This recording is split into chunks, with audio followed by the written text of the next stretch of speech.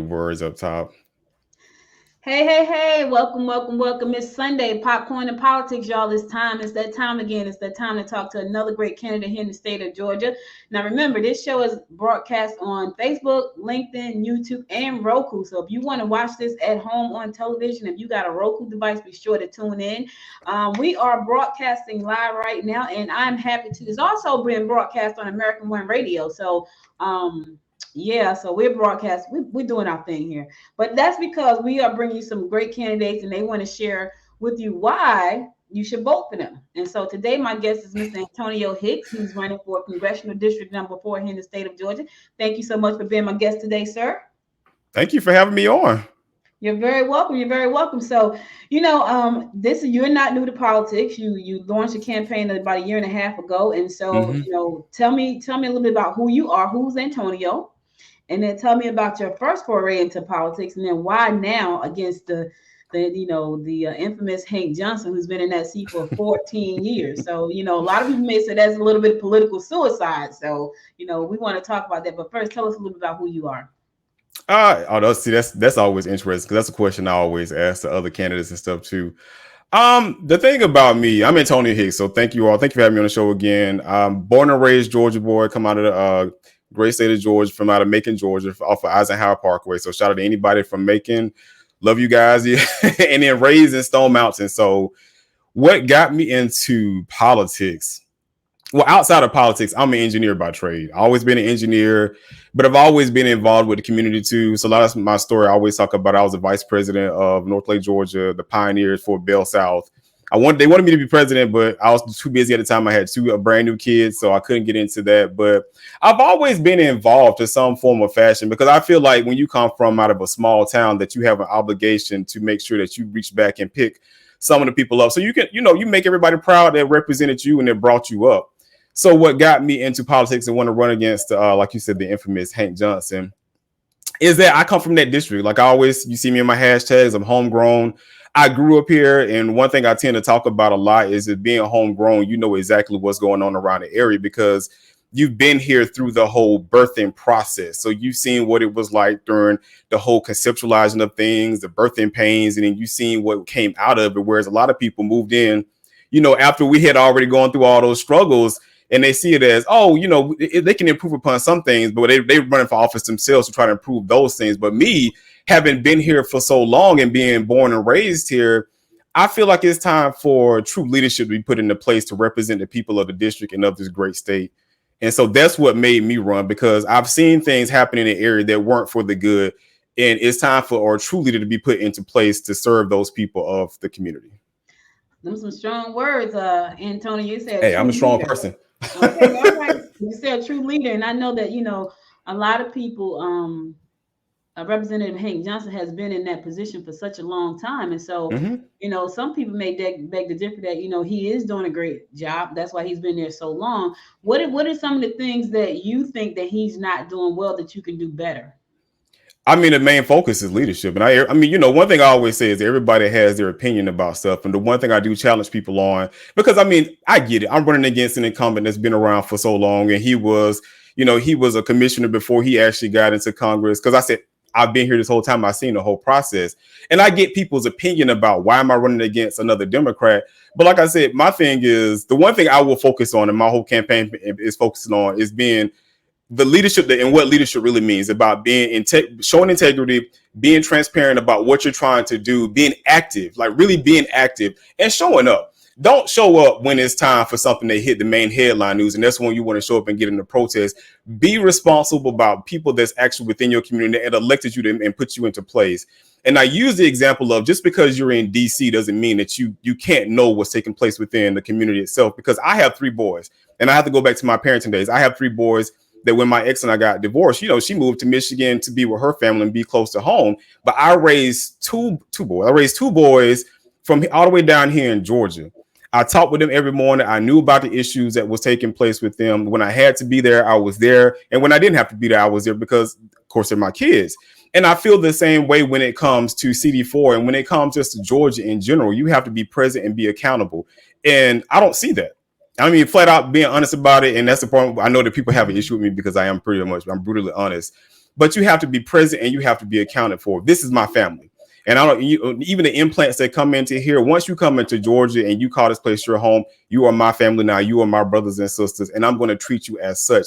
And I'm not going to blow you off just because I say that I'm in DC working towards you. You're going to know exactly what I'm doing. And I think over the past year and a half, I set up my platform to people to know who I am, what I'm about, and how transparent I am, because you can find me anywhere. You can find me on Twitch. You can find me on the podcast that I do, on the radio station, the radio show that I have.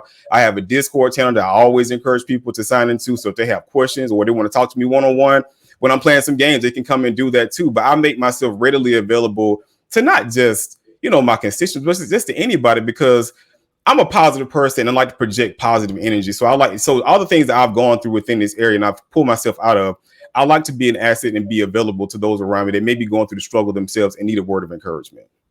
So some of the things that you tell us a little about some of the things that the people are asking for in your district and they're not getting, and you plan to be the answer to that problem or the solution to that problem. It's the same thing that we've always had. It's like for jobs, it's for gentrification that's taking place and not being included in that process.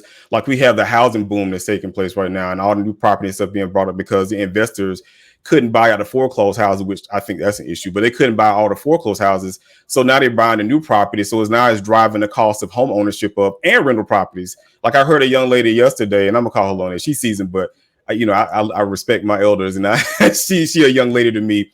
But even she said the same thing to me as far as rental properties cost a ton of money, and if you don't have enough money to even pay for rent, all the properties they bought up in this that you would like to get into, you can't even afford it. And it's just that even with them issuing money out to help our renters that were back behind on pay, that got caught up in so much policy and stuff, and nobody said anything about it. Even himself didn't come out and really speak on that until later on down the line when they invited him out to come and speak on it. It's about being transparent and being honest about what you are and to represent the people in the community. So I'm talking about jobs, we're talking about healthcare, we're talking about infrastructure taking place, especially in DeKalb County, where we have the sewage problem that's been going on since I bought my first house all the way back in 2000. So it's like, you don't see representation. I'm just going to be honest with about it. You just don't see representation. And I know people might beg to differ, but again, like I say, show me the proof in the pudding. Show me where I'm wrong at. And I'm not trying to be disrespectful about it. I'm just being honest about what's going on, because just like you would feel some kind of way about a man or a woman not doing what they're supposed to be doing at your house, you would feel some kind of way about that. I want you to feel the same way about our elected officials and how they're supposed to be representing us. And I don't see that. I think people are treated differently just because they're in a leadership position, but when they're not necessarily leaders. But I think everybody should be held accountable. So you said something about a sewage problem. What is that problem? What's going on with the sewage over in Oh my God, DeKalb County, Jesus Christ. I'm sorry. So we've been having a sewage issue in the South DeKalb part of DeKalb County, and they've invested millions out there. And I know it's going to touch on some people's nerves that work over in that administration over there, but still, we had sewage getting dumped down into our watering system. I mean, what was it, like 4 years ago? They had to shut the pipes down for I think it was almost 2 to 3 weeks, because raw sewage had got dumped into the main watering line. And they had been given millions of dollars to fix that up, but it went towards Decatur, where Decatur's great is at, where they have the gentrification taking place, and not to the people that actually needed it. And like I said, I've seen that before the new CEO was in place. I saw that when I had, like I said, bought my first house down in DeKalb County. And what was that about? What year? That was about 2000. 2000. So that sewage problem has been going on through many administrations since 2000. So we talking about 21 years. That's a long time to have the same problem. Mm-hmm. And it's not addressed. I mean, they'll highlight it. Like you'll see some of the media agencies, they'll bring it up and they'll talk about it, and they'll talk about how they're going to make changes for it. But I'm like, Audrey, I'm tired, and it's like too little, too late. And if I'm tired and I can afford to move out, just imagine the people that can't afford to move out that's stuck within that area. So what's your plan for that? Because if it's been going on for 21 years, which is a very long time, and you've had several administrations in that district, what's your plan? How can you get it fixed? Because I had this conversation with my brother, and we're always talking about politics and like, what can you do? And he says one person can't fix the problem, but it's been 21 years. So what's your plan to fix that problem? But you can highlight it though. So one thing that a lot of candidates do. They always make the promises. That's what they're going to be able to fix when they get in the office. And we see what's happening now. We see what's happening now with the Biden plan, the Build Back Better agenda that's going on, and everybody makes promises. I'm not here to even make a promise. I'm here to be a voice for the people because that's local. Now, granted, I can't fix local federally, but I can fix local by being actually showing up and actually using my voice, using the power of the pulpit. Like somebody said it to me, using the power of the pulpit of who I am to try to push towards a change within CD4 itself. Because that's really what you can do. And a lot of people don't necessarily believe that, oh, just because you have this particular title, you can't do certain things, because you do. You need everybody around you to push for a policy to go into place. And I can't control local, but I can control local when I show up. And I'm actively out here as an elected official protesting the things that need to take place. And I get it, it's going to ruffle some feathers, but you need somebody out here that's not afraid to rock the boat. And granted, I'm not afraid to rock the boat because I've been through those struggles. And that's the thing that I always talk about. I know what it means to be homeless. And I'm not homeless for like a couple of days. I know what it means to be homeless for like 2 years, laying on somebody's floor. I know what it means to walk to work and it's pouring down rain, and every little bit of money I had, I wanted to send it to my kids and make sure they was taken care of, and that, I did without. So like I always say, is imagine the people that, like I just said, can't get out of that situation. They need somebody to speak for them. Whether you can do something actively or not, at least they know that you're trying. And we don't see that. Honestly speaking, we just don't see that. Wow, that's pretty heavy. I want to go to something you said about gentrification. So for those of my viewers who are watching and listening right now, can you tell us what gentrification is, and then why is it happening right now in your district? I mean, it's happening across all of Georgia right now, because we have the whole, I like to say, the STEAM industry. So we have a lot of media coming down here, and the business is great. I mean, like I've always said, I always preach homegrown, but I do love the fact that we have a ton of implants, a lot of industry people coming down here, because it creates more jobs. And me being an engineer by trade, I like the fact that you have different potential opportunities that's showing up here. Now you run into the issue of, now that they're here, where are these people getting housed at? And I get it. We have to build out new housing for people as they come down. So it causes the boom. So when you go through that gentrification, it's almost like beautifying the old areas that was run down. And the issue I have with that is that the people that's been living there aren't grandfathered in. And Mayor Kasim Reed, I will give him some credit for that. When they was extending out the Beltline, those that live in the city of Atlanta, they have the Beltline that's going all the way out to the West End. So when they was extending the Beltline out to the West End, a lot of us know about the West End part of town. Like it was a rundown area, but he did grandfather all of those people that was there into the new building infrastructure. So as things got built out, they weren't priced out. So what it means is, as they come in, the minute you see a $500,000 home pop up in your area, or community pop up in your area, the very second those things are sold, your taxes are going up. And if you're on fixed income, even though your house is paid off, your taxes for your house is going up. And if you can't afford that, they don't care. They're going to price you out. And you're going to end up having your house go into foreclosure. Yes, a house that you've been paying for 30 years will go into foreclosure, and they kick you out. The banks will seize it, and a investor will come in, buy your house for little or nothing, and then turn around and flip it for whatever the market is asking for right now, which means you don't get any of it. So you talking about bridging the generational gap.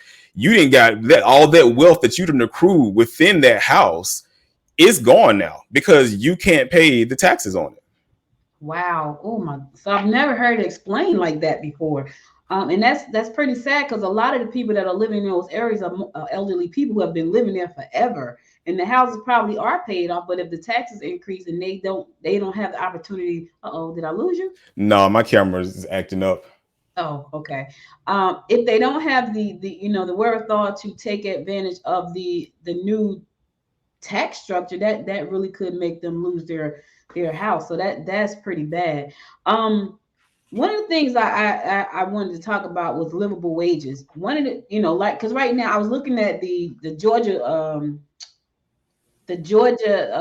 income wage. It's $5.15, right? Mm-hmm. And the federal is $7.25. And so that sounds crazy to me. Like, who can? But what is a livable wage, though? I mean, Like in your opinion, what's a livable wage? for me, a living wage is at least $25. I can't even imagine what somebody's doing with $5 or $7. So one of the things you say you're running on is that whole livable wage piece. And so how do you plan on increasing that? Because 515 is 725 is very low, let alone 515. So how what's your plan for that? Well, I think it should go by what's in the area because I mean, even with people pushing for $15 an hour, that's still not enough money because you're talking about the median value of a home or just even rental property is like what is it, $1,200, $1,500 for a studio. So $15 an hour, it's barely enough to even survive. That's not livable. And so Right. my plan is to actually increase those wages to at least, like you said, 20, 25 an hour. And that's the thing that we see now is the fact that we talk so much about the pandemic and those being displaced in the pandemic. Our first line, our first responders, and people that's actually working these retail jobs and in the food industry, and how important they were because a lot of us couldn't get out. And when we got out, we needed people to actually work those jobs. But now that the pandemic, they say it's over. It's still not over. They don't want to pay those people. And when those people got laid off, they figure out new ways of trying to survive. Now, with them trying to survive, and they started new businesses. Like we had a huge industry to buyout when it came to like computer hardware and stuff, because everybody was trying to figure out how to do their own thing and start their own business. I don't care if it was doing something on Amazon or they started on streaming platforms or doing like you and I do, got into the media sector of it. Those people don't want to come back because they aren't secure and it's not really paying them enough money. So my plan is to try to work towards getting the $20, $25 an hour because it really has to go by the market. Like even I use, for instance, like California. So California has high taxes out there. Now, the Silicon Valley people, they got pissed off because a lot of their workers were remote workers. Well, because the taxes were so high, those workers get paid anywhere from 190 to 200,000 plus, but they start leaving California. So when you tell me they left California, they got put in a different income bracket because now they can come to like Georgia and they can live like kings and queens making 200, 250,000. They put into place that if you leave their area, they're going to adjust your income based on the market within that area, which means if you were making 250, they'll drop you back down to like 100. And to me, I don't think that's fair. So if they're doing the same thing for those individuals, I think it should be the same thing for when it comes to just the median income. Like it should be adjusted by the growth within the area because a lot of us not even getting our pay increases for, just for cost of living. Wow, I've never heard that before. So that's pretty substantial. So now I'm thinking about, and I think I've heard my daughter mention something very similar. She said something about her job was doing something similar, but I guess they decided not to do it. They're about to go public. They're about to go public like right now, and that was something they were saying. Well, if you're going to work from home, we're going to adjust your income, and they were like, "You adjust my income, I'm leaving." Like Right. I've been working from home through the whole pandemic. Now you want to adjust my income because I'm working from home? I'm doing the same work.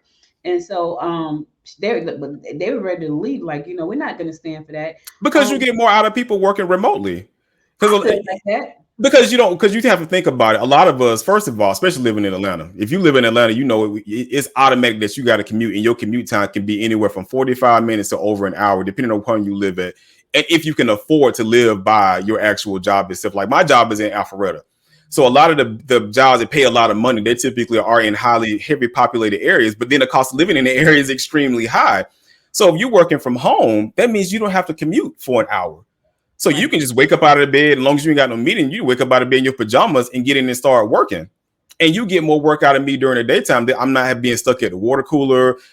People not stopping by my desk having, the coffee talk, none of that stuff. I'm actually sitting down working. And if somebody messages me, you can respond back to a message anytime as long as it's not something that's, coming from your manager or whatnot. So you get more out of me. So I've never understood why people had an issue with remote workers. And I get that you bought buildings, but I think I can't call my companies, but like my company is starting to itemize the buildings they bought and bring everybody into one location and then just have people rotate out like shifts of when you actually come into the office. Now, me personally, I can work from home until I'm actually needed in the office, but a lot of like the other people that come in, they'll have them come in like 2 days out of the week and the other 3 days they're off. And to me, I think that's fair because like I said, if you don't have to commute for so long, you can get more out of me. Right. And I feel like I heard that said before. Like one of my friends, she works in pharmaceutical, and she said the exact same thing. She said, I find that I do more work working from home. So her job, she works pharmaceutical. So her job is said, you know what, you guys are gonna stay home. So they must have recognized that is true. We get more work. And she said that because she said normally she would get up at 5 o'clock and she's on her way home and she's done. Now she found herself thinking about something and getting up and going to the computer at 2 o'clock in the morning. So that's Right. absolutely true, which is crazy because I ain't getting up and going to 2 o'clock. I'm trying to shut it down. I think it depends on what you're working on. Like if it's a project that you're doing and you can get it knocked out early. Like I'm one of those people that my projects can get extended out, but when you give me something to do, I like to just get it taken care of so I can sit back and chill. Yeah. So I'll go ahead and get it. I don't care if I'm working on it until 1 or 2 o'clock in the morning. I get it knocked out because once it's done, it's done. Yeah, yeah. Now, we heard this in the last election, the Green New Deal. The Green New Deal is bad for us. The Green New Deal. Please tell us what the Green New Deal is and why is it not bad for us? Because I heard so much about AOC and the Green New Deal. I heard a lot about that. Warnock support the Green New Deal. That was a whole campaign last campaign season. But I see that that's a platform that you're running on. What is the Green New Deal and why is it good for us? So I never changed. So all y'all that's just actually logged into my website, I never changed up any of my policy beliefs. Now, what I don't typically, my camera overheating again. I'm sorry. What I don't typically do is address policy because the fact that, like I just said early on, is that I can have my policy beliefs and not everybody's going to agree with it. But I didn't say this, but I want people to go by their character. So I do believe in the Green New Deal. Now, I was talking to my sister about it this morning. So the new flavor of the month is the Build Back Better agenda. Now, if you look at that, it has some of the same things that was in the Green New Deal in that. And I think when it comes to that, it's just how it was marketed.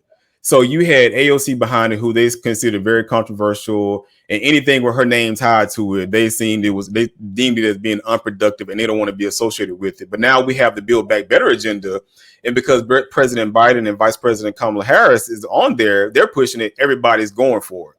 And I'm like, I don't care what it is, as long as we can get, things taken care of when it comes to the people. I hate that AOC's name end up tarnishing the Green New Deal. But I still think it's something that we should all strive towards, because even like, I used to answer Margaret Taylor Greene, and I hate saying her name because I just hate saying her name because I'm just not rocking with her at all. But even in her district, one of the biggest producers of the jobs in her district is from a solar power plant. Mm-hmm. Now, you want to talk about a Green New Deal and how it's bad for the economy. Well, how is it so bad when one of the main things that feed off into your district is solar power? To me, that's green. That's green power. So it's like they're using it as a means to tarnish what I guess the liberals, the far left liberals, are pushing for. But I always say, okay, well, what is the right doing? What is the far right doing? I mean, what the hell they've been talking about this whole time is we have problem with our voters and voter registration and stuff, and there are illegal votes taking place, but nobody's talking about what they're actually trying to do to make America great again. So I mean, I'm still forward. I didn't update my stuff, my policy beliefs out there because it is what it is, and it still coincides with some of the new things they're pushing out. Like I said, the Build Back Better agenda, where they talk about lower childcare costs, lower higher education costs, prescription drug costs, lower healthcare costs, tax cuts for families with children. So all those things are things that President Biden are pushing out, and I'm all for it. So it's like, whatever the rebranding you got to do, I don't care. I'm going to keep the initial thing where it started from because there was a foundation behind it. So it's going to stay on my platform. But, if it's something that's pushed out to help the people out, I don't care who presents it. I'm all for it.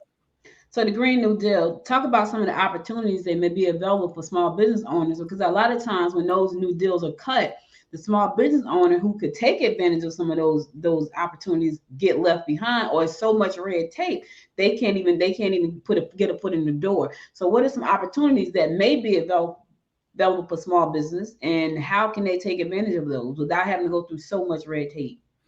Well, in all honesty, you're going to have to go through red tape.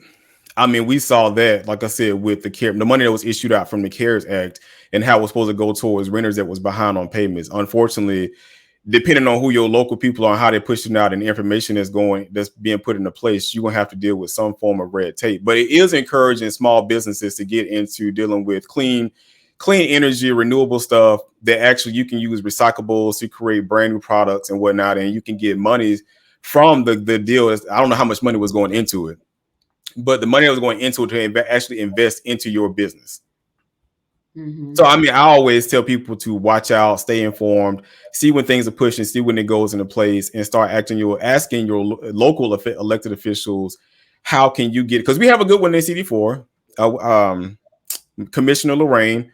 I love Commissioner Lorraine. I'll always shout her name out because she's very much out there in the street. She's very much so, her and her team are making sure people understand what's taking place. Any new monies that's available for low income families or small businesses, because she does run a small business workshop of how they can take advantage of even the CARES Act when it was issued out and how you can actually keep your employees in place.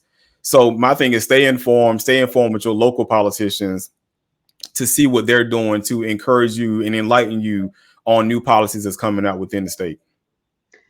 Yeah, okay, that sounds good. I think right now I think there needs to be a resource available, and I don't know, maybe there is one, but I think there needs to be some type of resource available to even make small business owners understand that these opportunities are available. Because I've been sitting in so many meetings lately, and when I go to these meetings, I'm like, well, who how is people supposed to know this? So I guess it's through people like you and I who are putting the word out. But if they're not listening to Popcorn of Politics or Good Morning Gwinnett or Built Together or one of the other 900 podcasts that I host, they still don't know. And so they don't know that these opportunities are available. So we got to do a better job at making It sure. is. It's about communication, and that's the thing I talk about. And I'm not gonna beat. I mean, I was addressed in the comment, but I'm still not gonna beat down the parties themselves because we do need to do better about communication. And I do talk about it on my show. I think people thrive off of the ignorance of the community, and Mm, it's sad to say, but I mean that's just the reality behind it. Because if you had a more informed community, and you have an informed community that will actually hold people accountable for what they're not doing, and you would think with all the billions of dollars that we give towards any form of politics or any form of elected official that we invest towards people campaign or the parties as a whole, they will actually have a media platform to highlight the things that they're doing. Because I mean, why would you not want to have your own platform to boost out the greatness of you? yeah, I agree. I agree. Now this is a biggie right here, and I don't know what your plan is for this one, but I hear this all the time too. Medicare for all, health care for all, and you know in some countries they do it seamlessly, but for some reason here in the United States that's a problem. Because So it's about how do you, money. huh? Because it's all about money. Well, okay, so it's all about money. But how you go? So you fight. To me, that's an uphill battle, right? Not saying not to fight it, because somebody has to fight the fight for us. But what's your plan? Because you know that's something that has been thrown around in pretty much every election I can remember, and we still have to pay for our health care. Not only do we pay it, some of us pay a lot. Like my husband and I, we pay a lot. We pay almost $1,000 a month for health care, and that's through his job. So, how do you plan on fixing that? Because that to me is one of those things that we have been fighting for so long, and I know people in other countries do it, and they do it. Like I hosted a panel for the district attorney a few weeks ago, and Mm-hmm. there was a gentleman on there from Jamaica. He told me we don't 10 years, it's been 10 years, we haven't nobody has to pay for healthcare in Jamaica, right? Israel, the So country that we invest in too. right, so Jamaica, they don't pay for healthcare, but here in the United States you could barely get a aspirin. So what's your plan for that? The plan is to get out and get people to put folks in place like me. I mean, like you said early on, it's the fact that one person can't do it by themselves. So we need more people that believe and fight for just that, so we can actually push change that's representative of what our community wants. Because we saw that during the pandemic, right? Like we had so many people getting sick, and the pandemic put our spotlight on everything. And the biggest thing is Medicare, and it's healthcare in general. And like you said, I mean, I'm not even gonna lie, I don't even have healthcare right now. Wow. I don't, and I make pretty good money. I don't have health insurance right now because, like you said, it costs a lot of money to have health insurance. And so for me, taking care of my kids and my household and everything else. Now, granted, I am when enrollment comes up towards the end of this year, I am signing up. But like you said, it costs a lot of money. So my goal is to use the power of my pulpit again to push for change in healthcare. I don't care if we're putting new things into place for the Affordable Care Act, like passing some amendments to change that up. But no, really it boils down to the people in the community themselves. We need to have more I don't want to say progressive, but you need to have more people in places willing to fight for the issues that come to heart. And healthcare is a big part of it because nobody wants to pay a lot of money for healthcare. Like we had some people that got sick from COVID and they were issued bills of like $1 million. And it's like, who you think paying that? Or some people issue bills like $300,000. And it's like you said, you go to other countries, and I use Israel for an example because Israel's a hot topic. We give all this money towards Israel and they take care of their people. But the US, they don't necessarily want to do that because it's always about money.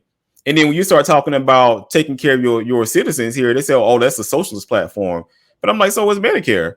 So I was like, so, either you want to survive or you don't want to survive. And I think everybody out here, I don't care if you're Republican, Democrat, Independent, or whatever, you want to have access to clean energy or have access to just healthcare in general and all the platforms that other countries have access to make sure that you have a comfortable lifestyle and that you can actually grow up and then pass things on to the next generation. And right now, we don't even see a lot of that, even when it comes to rural areas. But go ahead, I'll get you to ask a question. Because so I'm listening to what you're saying. I'm sure you're not the only one who's saying the same thing, but nothing is changing. Like, do you even?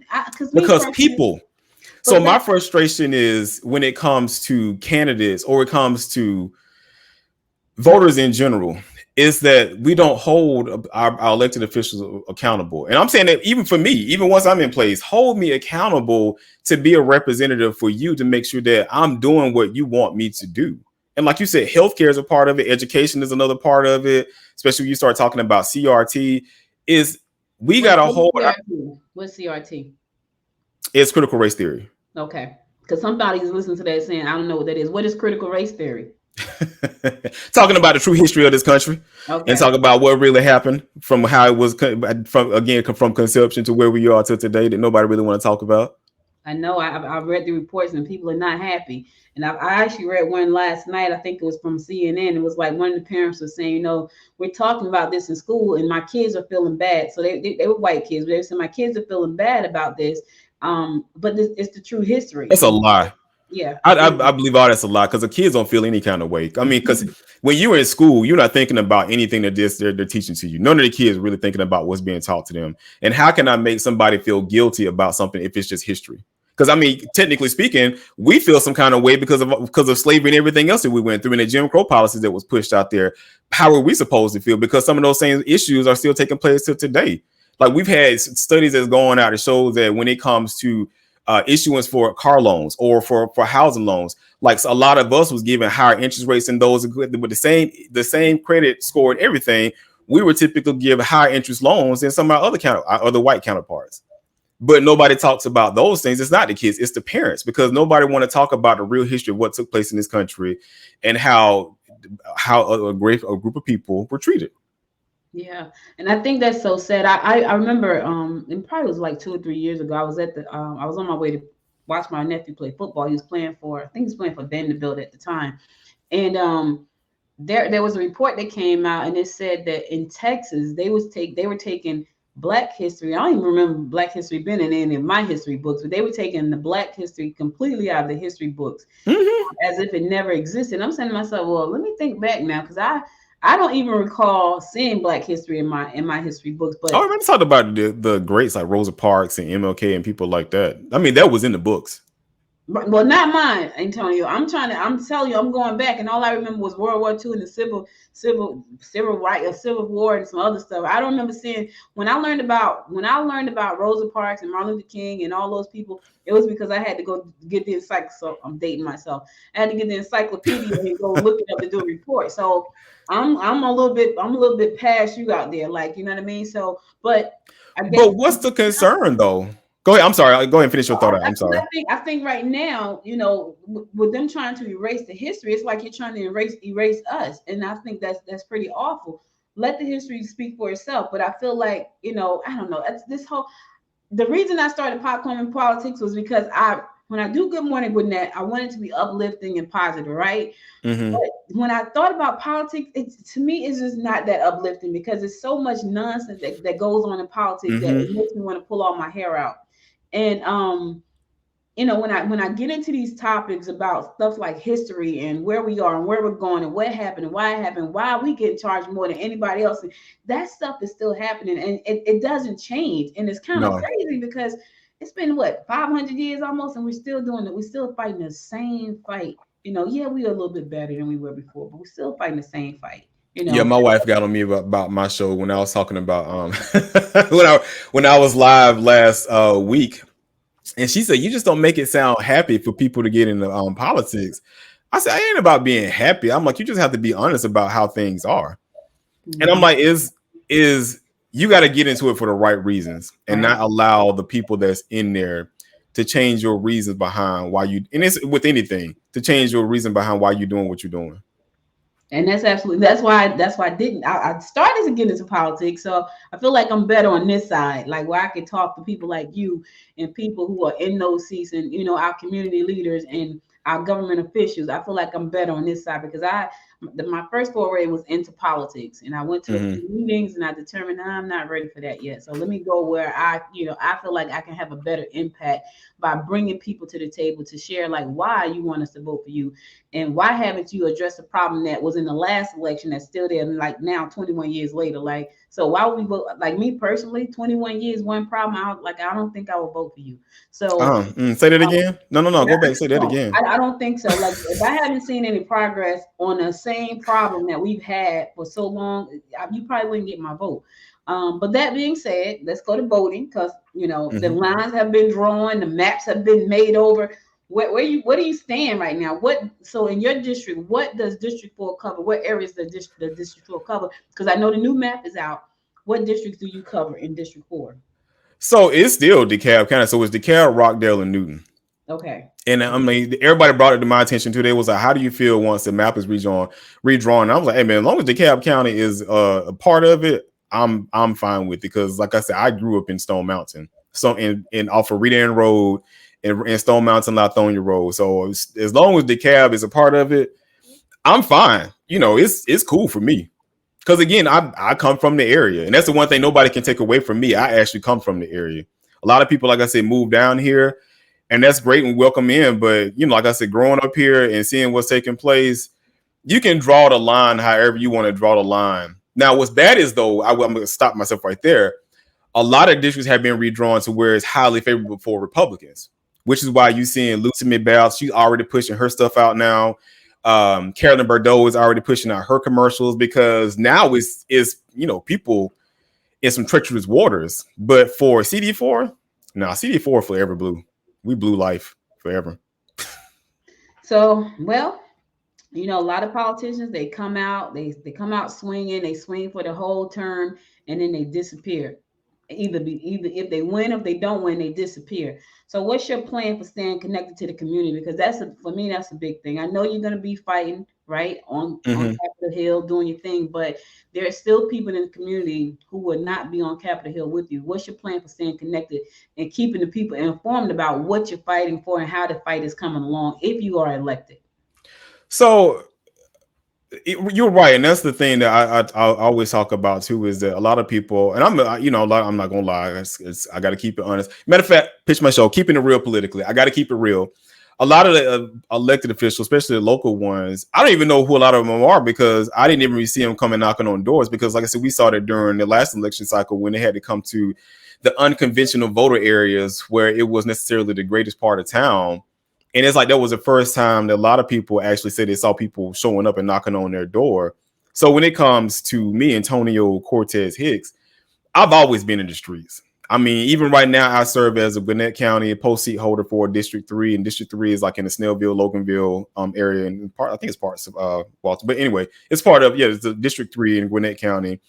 But and I have my show Keeping It Real Politically on Tuesdays, atltalks.com at 6 p.m. I have my podcast that I do, PTG TV, which is politics, technology, and gaming, where I talk about politics like we're doing, breaking down those things in technology and gaming in a way for people to understand they can get involved and know what's going on within their community. And I still get out and volunteer. I canvas for other candidates that's out there. I participate like in was it Indivisible 4, and their goal is to try to help out progressive candidates or just to keep people informed on things taking place around the community. So needless to say, I'm a busy man. And is they going to change? Did it happen because I'm running for office? No, it happened because I need people to know what's really going on and stop having people show up and talking over the top of people's heads. And people just say they hear them, but they don't really understand what they're saying just to get people out of their face. So for me, even once I'm elected, will those, I can't volunteer as much, but will my communication platform changes? No. I'm still going to have my radio show. I'm still going to do my podcast because you still can do both, even while you're in the office, to make people know, let people know like what's taking place and what I'm actually doing while I'm at the Capitol, while I'm in DC, and even talk about what's taking place locally too, because I think that's what's important. Because like you said, once people show out, we knock on doors, we hand out flyers, people disappear. You never hear from them again until the next election cycle. And that sucks because you don't get to hear about what's going on. You don't get to highlight the goodness of what you're doing. And you don't get to talk about some of the things that's not being done because you have opposition going against you, even within your own party. And that's the other thing we have to stop moving, shying away from. We have to address all those people that prevent bills from getting placed, even if they're in our own same group, because that's an issue. Everybody should want to have somebody in place that cares about them. And that's what one of our good friends, he told me that he said he hadn't seen a purist get elected in a long time because I genuinely care about the community because I come from the community and I've seen the hardships of the community. And to me, it's hard to look somebody in the eye that's going through a struggle and tell them I'm going to do something and I'm not even doing it. I'm just doing it so I can get a vote. And I've never lived like that. My parents have never raised me up like that. I come from the deep South, where the only thing we cared about was community. We never met a stranger because we always helped people out. I don't care if it was family. I don't care if it was somebody that wasn't even around the area. If you were in need of assistance, you coming from where I come from, we were always willing to help out. And so for me, because it's instilled into me and that's my foundation, that'll never change. All right. Well, you have heard it here from Mr. Antonio Hicks. He's running for Congressional District number 4 here in Georgia. If someone wants to cast a ballot for you, how can they reach out to you? So I am looking for people that want to volunteer, and I'm obviously looking for donations because it is a grassroots thing. And of course, I know I'm running up against a monster, and as you know, always has a war chest out there.